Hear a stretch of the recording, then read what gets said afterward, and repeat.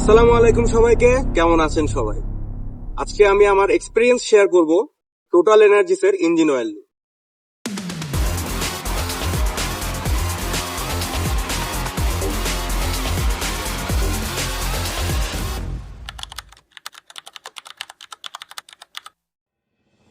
Total এনার্জিসের সাথে আমার পরিচয় গত বছরে সিআরবিজেড এর প্রোগ্রামে, যেখান থেকে আমি টোটাল এনার্জিসের যে বাংলাদেশে ইঞ্জিন অয়েল আছে তা সম্পর্কে জানতে পারি।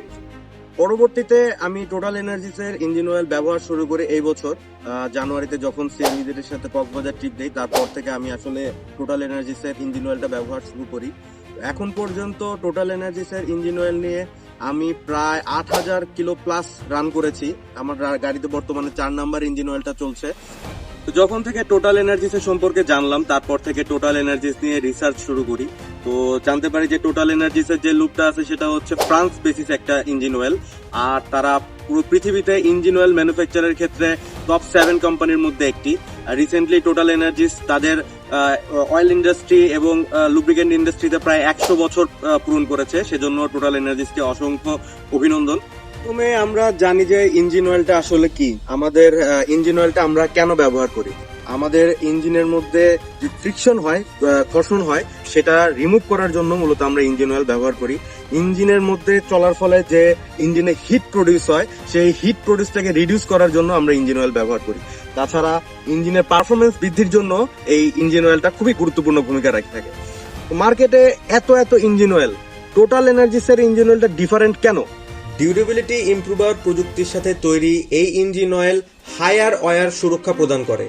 উচ্চ চাপ এবং ভারী ব্যবহারের অধীনে ইঞ্জিনের উপাদানগুলোর দীর্ঘায়ু এবং অখণ্ডতা নিশ্চিত করে।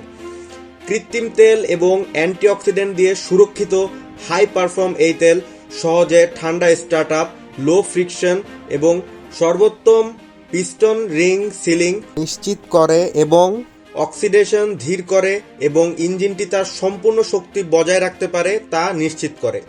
এই তেলের আণবিক কাঠামো বেস অয়েলকে ক্লাস ডিস্কের মধ্যে একটি সমজাতীয় ফিল্ম তৈরি করতে সক্ষম করে। এইভাবে ফ্রিকশনকে হ্রাস করে এবং ক্লাস স্লিপেজ এবং প্রিমেচার ডিস্কওয়্যার প্রতিরোধ করে। এই ইঞ্জিন অয়েলটি বিশেষভাবে এপিআই এসএন এবং জ্যাসো M2 আন্তর্জাতিক মান মেনে 4 স্ট্রোক ইঞ্জিন মোটরসাইকেলের প্রযুক্তিগত প্রয়োজনীয়তা পূরণ করার জন্য ডিজাইন করা হয়েছে। এপিআইএসএল হলো একটি ইঞ্জিন অয়েল স্পেসিফিকেশন যা আমেরিকান পেট্রোলিয়াম ইনস্টিটিউট দ্বারা 2001 সালে তৈরি করা হয়েছিল। জ্যাসো M2 হলো আধুনিক মোটরসাইকেল এবং স্কুটারগুলোতে ব্যবহৃত তেলগুলোর জন্য একটি উচ্চতর স্ট্যান্ডার্ড স্পেসিফিকেশন, যেগুলোর এক্সস্ট সিস্টেম, ওয়েট ক্লাচ এবং ক্যাটালিক কনভার্টার রয়েছে। জ্যাসো M2 তেলগুলোকে আরও ভালো ক্লাচ ফ্রিকশন কার্যকারিতা প্রদান করার জন্য ডিজাইন করা হয়। প্রথম যে টোটালের ইঞ্জিন অয়েলটা আমি ঢুকাই সেটা ছিল ফুল সিনথেটিক ইঞ্জিন অয়েল। তারপরে সেটা আমি 1500 কিলো চালানোর পরে ড্রেন করে দেই। সেটা কারণ নতুন একটা ইঞ্জিন অয়েল যখন আমরা ইউজ করি সেটা গাড়ির সাথে অ্যাডজাস্ট হতে কিছুটা সময় লাগে। অ্যাকচুয়ালি আপনি টোটাল 3টা থেকে 4টা ইঞ্জিন অয়েল ইউজ করার আগে একটা ইঞ্জিন অয়েলকে আপনি জাজ করতে পারবেন না সেভাবে। তো এটা আমার বর্তমানে 4 নাম্বার ইঞ্জিন অয়েল যাচ্ছে। প্রথমটা যেহেতু 1500 মিটার পরে ড্রেন দিই, তারপরে মোটামুটি ইঞ্জিন থেকে অনেক গাদ বের হয়। আমি সাধারণত ইঞ্জিন অয়েল ড্রেন করার পরে ফ্লাশার ইউজ করে থাকি ইঞ্জিনটাকে ফ্লাশিং করার জন্য, যেন যদি কোনো গাদ থেকে থাকে এগুলো যেন সব চলে যায়। তো প্রথমটা ড্রেন করার পরে দিয়ে আমি ফ্লাশার ইউজ করি, তারপরে কিছু গাদ বের হয়। পরবর্তীটা যখন আমি ইঞ্জিন অয়েল ইউজ করি তখন প্রায় 2500 কিলোর মতো আমি চালিয়েছি এই টোটালের ইঞ্জিন অয়েলটা দিয়ে। 2500 কিলোমিটার চালানোর পরবর্তীতে যখন আমি সেই ইঞ্জিন অয়েলটা ড্রেন দেই তখন আমি দেখতে পাই যে সেটার মধ্যে ভিসকোসিটি তখনও অব্যাহত ছিল। ভিসকোসিটি হচ্ছে ইঞ্জিন অয়েলের সান্দ্রতা, যে কতটুকু পর্যন্ত সে তার সান্দ্রতা ধরে রাখতে পারে। সেকেন্ড ইঞ্জিন অয়েলটা ড্রেন করার পরে আমি যখন ফ্লাশার ইউজ করি তখন দেখি ফ্লাশার থেকে খুব একটা ময়লা আর বের হচ্ছে না। তার মানে আমি যে ইঞ্জিন টোটালের যে ফুল সিনথেটিক ইঞ্জিন অয়েলটা ইউজ করেছিলাম সেটি সব ময়লা তার সাথে টেনে নিয়ে বের করে ফেলে। তো পরবর্তীতে থার্ড যে ইঞ্জিন অয়েলটা আমি ব্যবহার করি সেটা দিয়ে প্রায় আমি আমার সর্বোচ্চ 3000 কিলোমিটার পর্যন্ত রান করেছি। আমি আসলে 3000 কিলোর বেশি কোনো ইঞ্জিন অয়েল ইউজ করি না, প্রেফারও করি না। তো 3000 কিলো চালানোর পরেও যখন ওইটা আমি ড্রেন করি তখন আমার মনে হয় না যে আর আমার ফ্লাশার ব্যবহার করার প্রয়োজন আছে, কারণ আমার কাছে মনে হয়েছে যে ইঞ্জিনটাকে পুরোপুরি ক্লিন করতে সক্ষম হয়েছে সেই টোটালের ইঞ্জিন অয়েলটা। লাস্ট আমি টোটালের ইঞ্জিন অয়েলটা ইউজ করে একটা লং ট্যুর দেই গাড়ির সার্ভিসিং করে। আমি প্রায় এখন পর্যন্ত 1000 বা 1100 প্লাস কিলো চালিয়েছি। এর ভিতরে আমি পাহাড়ে গিয়েছি, সমুদ্রে গিয়েছি, বর্ডারে গিয়েছি। এই অসাধারণ রাইডটাতে আমাকে সম্পূর্ণ অমায়িক একটা সাপোর্ট দিয়েছে টোটালের ইঞ্জিন অয়েল। টোটালের এই ইঞ্জিন অয়েল গুলো ব্যবহারের পর আমার এক্সপিরিয়েন্স কেমন? আমি খেয়াল করেছি যে আমার ইঞ্জিনের যে নয়েজ ছিল তা আগের চেয়ে অনেক কমে গিয়েছে। আমার ইঞ্জিনে যে হিট প্রডিউস হতো সেটি আগের তুলনায় নেই বললেই চলে।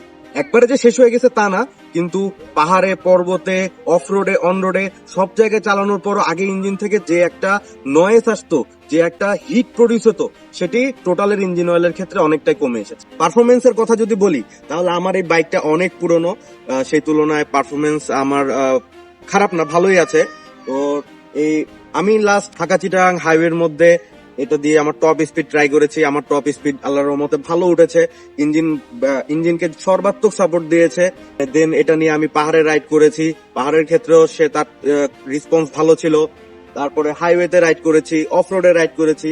তো সার্বিকভাবে বললে ইঞ্জিনকে যতটা সাপোর্ট দেওয়া যায় টোটাল এনার্জিসের থেকে আমি তার কাছাকাছি মোটামুটি 99.9% পেয়েছি।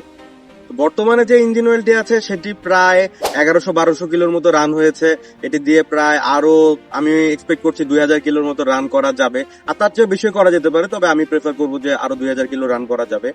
এখন এই অবস্থায় মোটামুটি লাস্ট আমি যেই কক্সবাজার বান্দরবন ট্যুরটা শেষ করে আসি, অসাধারণ একটা পারফরমেন্স দিয়েছে এই ইঞ্জিন অয়েল। সবকিছু মিলে যদি পারফরমেন্সের বেসিস প্লে করি, ইঞ্জিনের সাপোর্টের কথা বলি, হিটিং ইস্যুর কথা বলি, তাহলে আমার মনে হয় যে মার্কেটে অন্যান্য যে ব্র্যান্ডগুলো আছে তার সাথে কাঁধে কাঁধ মিলিয়ে টক্কর দেওয়ার মতো একটি ইঞ্জিন অয়েল ব্র্যান্ড হচ্ছে টোটাল এনার্জিস। তো আসুন এখন দেখাই আমার গাড়ির যে এক্সস্টের সাউন্ড, ইঞ্জিনের যে সাউন্ড, সেটার এখন কি অবস্থা।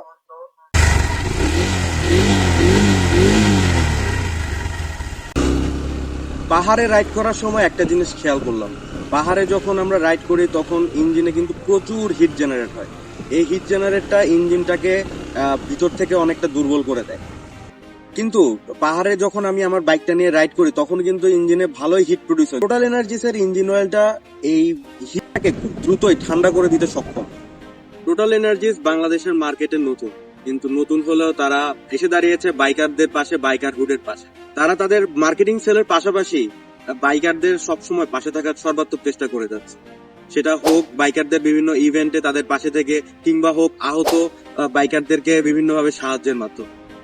সেই জন্য আমি মনে করি যে টোটাল এনার্জিসের যে অ্যাপ্রোচ সেটা আসলে প্রশংসনীয়। এত সব ভালো পয়েন্টের ভিতরেও খারাপ দিকটা তো অবশ্যই উপস্থিত আছে। টোটাল এনার্জিসের নেগেটিভ পয়েন্টের মধ্যে একটা হচ্ছে মার্কেটে এই টোটাল এনার্জিসের অপ্রতুলতা। মার্কেটে সব জায়গায় টোটাল এনার্জিসের ইঞ্জিন অয়েল অ্যাভেলেবেল নয়। তো আমি যেখানে আছি আনোয়ারার মধ্যে যে প্রান্তিক পর্যায়ে, এখানের মধ্যে মফস্বলের মানুষই বেশি, তাদের কাছে টোটালের ইঞ্জিন অয়েলটা খুব একটা পরিচিত নয়। যতটুকু পরিচিত তারা সেটাকে ওইভাবে করে প্রেফার করে না।